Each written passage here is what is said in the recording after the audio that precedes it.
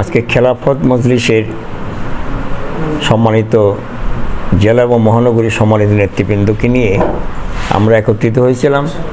আমরা দিন এবং শরীয়তকে নিয়ে কিছু আলোচনা করেছি। দেশে ইসলামকে বিজয়ী করার জন্য আমরা কথা বলেছি। আল্লাহ তাআলা এই সময়ে বাংলাদেশকে একটা স্বৈরাচারের হাত থেকে, সন্ত্রাসের হাত থেকে মুক্ত করেছেন। এখনও নারায়ণগঞ্জের কিছু অংশ আছে যেটা এখনও মুক্ত হয় নাই। এর মধ্যে আমাদের একটা এলাকা আছে, ইসদারগড় এলাকা, ওইটা এখনও পরাধীন আছে।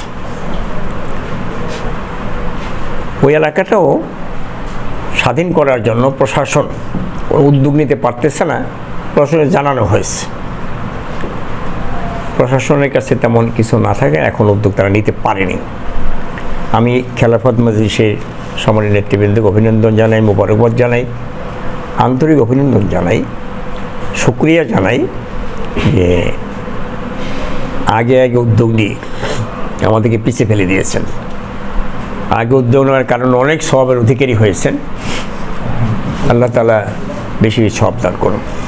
আপনারা জানেন বাংলাদেশে এই বিজয়ের পরেও শেখ হাসিনা সহ কিছু লোক পালিয়ে গেছে, কিন্তু আপনারা মনে করেন না সবই পালিয়ে গেছে। আমি আসরের সময় শুনলাম যে শেখ শামীম ওসমান ধরা পড়েছে, কোথায় পড়েছে বলতে পারছে না। আসরের সময় মসজিদে একজন বলল, সে ধরা পড়ার কারণে ওই এলাকার লোকজন উল্লাস করতেছে। ধরা অনেক পড়বে, কিন্তু কেউ যাওয়ার রাস্তা পাচ্ছে না, বের হলে ধরা পড়তেছে।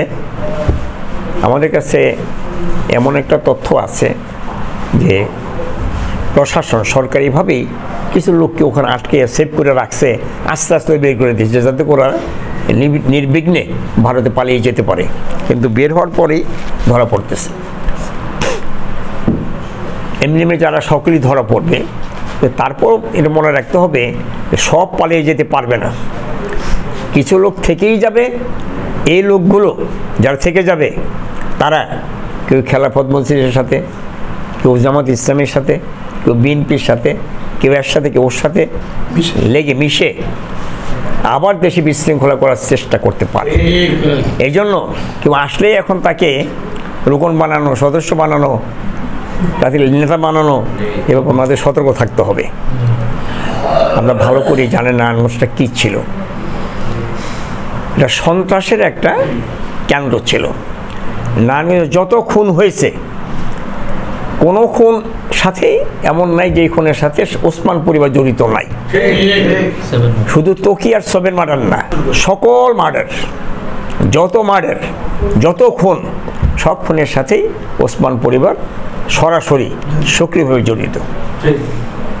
এদের অবশ্যই বিচার করতে হবে, যেখানেই যাক না কেন এদের বিচার অবশ্যই করতে হবে।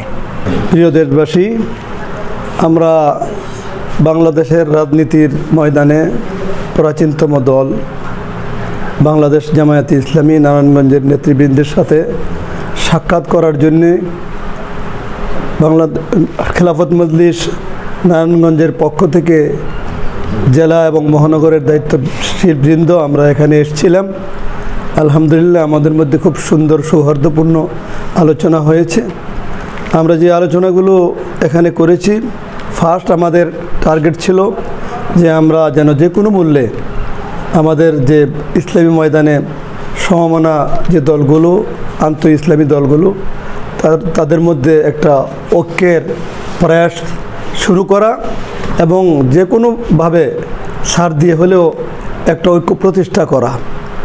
এরপরে চলমান দেশের আপনার অভ্যুত্থান সহ অভ্যুত্থানের পরে যে দেশে যত জেনোসাইড হয়েছে, তকি নারায়ণগঞ্জে বিষয় করে নারায়ণগঞ্জে তকি হত্যা এবং অপশক্তি হাসিনা গভর্নমেন্ট ক্ষমতায় আসার পরেই যে পিলখানায় যে হত্যাযজ্ঞ, এই হত্যাযজ্ঞ সহ সমস্ত হত্যাযজ্ঞের আমরা নিরপেক্ষ জাতিসংঘের অধীনে নিরপেক্ষ তদন্ত চাই এবং তার দৃষ্টান্তমূলক বিচার চাই এবং তাদের শাস্তি হোক।